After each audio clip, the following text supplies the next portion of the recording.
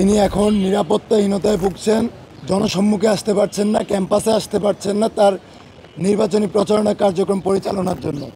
যত দ্রুত সম্ভব আপনারা অ্যাকশন নিন।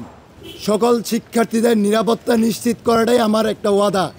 আমাদের যে প্যানেল থেকে বা যেই প্যানেলের একজন জিএস প্রার্থীর বিরুদ্ধে আমরা বা আমাদের যে প্যানেলিস্ট বিএম ফাহমিদা আলম গতকাল অভিযোগ এনেছিলেন, গত পরশুদিন রিটটি করেছেন, তার বিরুদ্ধে অনলাইনে এবং অফলাইনেও কিভাবে নানামুখী একটা হুমকি আসছে।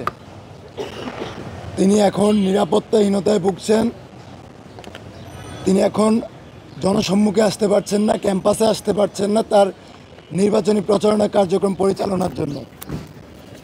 আমরা বিশ্ববিদ্যালয় প্রশাসনকে বারবার জানিয়েছি উক্ত বিষয়টিতে যত দ্রুত সম্ভব আপনারা অ্যাকশন নিন।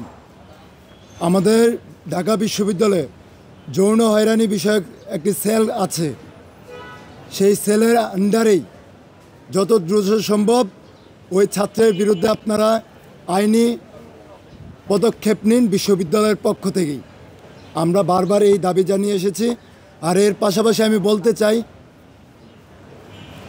যে প্যানেল থেকে বলা হয় যে তারা নারীদের নিরাপত্তা নিশ্চিত করবে, সেই দলেরই সমর্থক, যদিও তারা এটা বারবার ডিনাই করছে যে সে সমর্থক না, শিবিরের কেউ না, কিন্তু তার ফেসবুকের স্ট্যাটাস, তার বন্ধুবান্ধবদের যে মতামত মন্তব্য সব কিছুই প্রমাণ করে সে শিবিরের একজন সমর্থক, অ্যাক্টিভিস্ট। সে জায়গা থেকে আমরা বলতে চাই, যেই প্যানেলের ভিপি এটা ওয়াদা করছে যে আসলে তারা নারীদের নিরাপত্তা নিশ্চিত করবে, তাদেরই সমর্থক অ্যাক্টিভিস্ট একজন নারীকে নিয়ে, একজন শিক্ষার্থীদেরকে নিয়ে এই ধরনের মন্তব্য করে। তো আমরা বলতে চাই শিক্ষার্থীদের উদ্দেশ্যে যে এখন সিদ্ধান্ত আপনাদের নেওয়া উচিত। আপনারা কাদের হাতে ম্যান্ডেট তুলে দিবেন?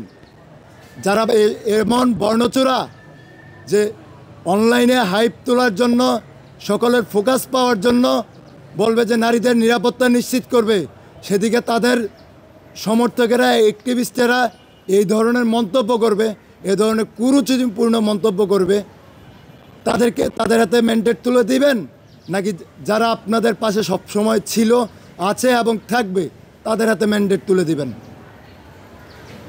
আমি বলতে চাই, আমি আমার ওয়াদা এইটুকুই দিতে চাই, এই ক্যাম্পাসের নারী শিক্ষার্থী সহ সকল শিক্ষার্থীদের নিরাপত্তা নিশ্চিত করাটাই আমার একটা ওয়াদা। আমরা অপরাজয় ৭১, অদম্য ২৪ প্যানেল সেই ওয়াদায় অঙ্গীকারবদ্ধ। দেশে দেশে সবার সাথে দ্য নিউজ।